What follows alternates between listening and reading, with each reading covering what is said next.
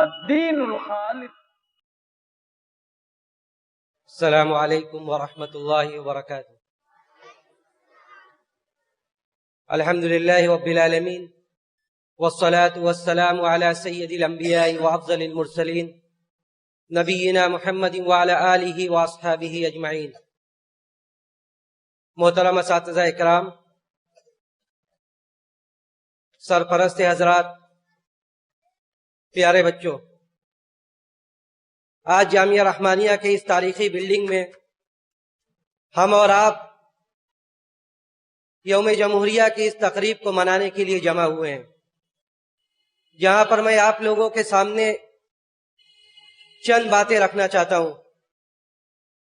سب سے پہلی بات یہ کہ ہم جس مذہب اور جس دین کو ماننے والے ہیں وہ دین اور مذہب اسلام ہے، جو اللہ رب العزت والجلال کا، ہمارے رب کا پسندیدہ دین ہے، جس کو اللہ رب العزت والجلال نے ہم سب کے لیے اختیار کیا اور پسند فرمایا، اور یہ کہا کہ اسلام کے علاوہ کسی اور دین کو اختیار نہیں کیا جائے گا، اسلام کے علاوہ کسی اور دین کو پسند نہیں کیا جائے گا لوگوں کے لیے۔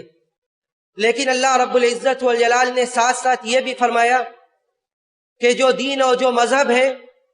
اس مذہب کو اپنانے کے لیے کسی کو مجبور نہیں کیا جائے گا، اس مذہب کو اپنانے کے لیے کسی کو مجبور نہیں کیا جائے گا۔ جو چاہے وہ اسلام کی تعلیمات کو قبول کرے اور جو چاہے وہ اسلام کی تعلیمات کو قبول نہ کرے، یہ اس کا اور اس کے رب کا معاملہ ہے۔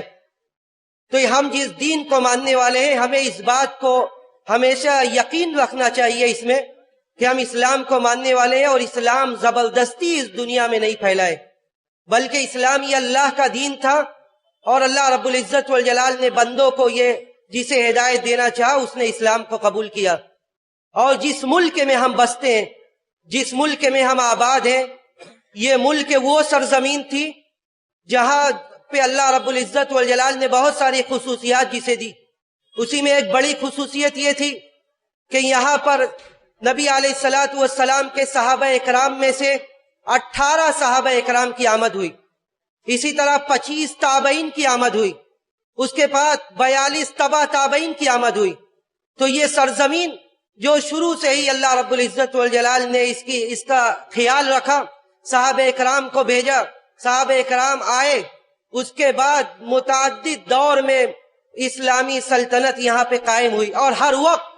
جب آپ اسلامی تاریخ کو دیکھیں گے یا ملک کی تاریخ کو دیکھیں گے تو آپ کو کہیں بھی زور زبردستی نظر نہیں آئے گی، بلکہ مسلمانوں نے ملک کے ساتھ اور اہل ملک کے ساتھ ایسا برتاؤ کیا کہ برادران وطن جو غیر مذہب کے تھے وہ لوگ رو رو کر مسلمانوں کی رواداری کی مثال دیتے تھے۔ جب محمد بن قاسم آئے اور محمد بن قاسم نے یہاں لوگوں کو مساوات دیا، لوگوں کو حقوق کو دلایا، اور مؤرخین لکھتے ہیں کہ جب محمد بن قاسم واپس جانے لگے تو عورتیں، برادران وطن کی عورتیں رو رو کر یہ کہتی تھی کہ آج تم کس کے حوالے ہمیں کر جا رہے ہو؟ یہ مسلمان نہیں بلکہ غیر مذہب کی عورتیں اور غیر مسلک کی، غیر مذہب کی مائیں اور بہنیں کہتی تھی کہ آج تم ہمیں کس کے حوالے کر کے جا رہے ہو؟ تو ہم جس ملک میں رہنے والے ہیں یہاں اسلام کی تاریخ ہے، اور یہاں اسلام زبردستی نہیں پھیلا ہے، بلکہ اسلام تو یہ سکھاتا ہے کہ ہر مذہب کو برابر حقوق دیا جائے۔ اور یہ اس ملک کی گنگا جمنی تہذیب جو ساری دنیا میں مشہور ہے کہ یہاں پہ ہر مذہب کے لوگ رہتے ہیں، تو ہمیں بھی یہ جاننے کی ضرورت ہے اور اس پر عمل کرنے کی ضرورت ہے کہ ہم اس گنگا جمنی تہذیب کو باقی رکھیں اور افواہوں پر دھیان نہ دیں۔ آج بہت طرح کی افواہیں پھیلتی رہتی ہے، یہ نہ تو ہمیں اسلام سکھلاتا ہے اور نہ تو اس ملک کا آئین ہمیں سکھلاتا ہے کہ ہم ادھر ادھر کی باتوں کو بغیر کسی تحقیق کے آگے فارورڈ کریں، آگے بڑھائیں، بلکہ جو باتیں ہمیں پہنچے ہم اس فن کے ماہرین سے اس بارے میں پوچھیں، اور پوچھنے کے بعد ہی ہم اسے آگے فارورڈ کریں اور آگے نقل کریں۔ یہ ہماری ذمہ داری ہے اور ایک اچھے ناگرک اور اچھے شہری کی ذمہ داری ہے۔ تو ضرورت اس بات کی ہے کہ اس ملک کے گنگا جمنی تہذیب کے بقا کے لیے ہم ہر ممکن کوشش کریں،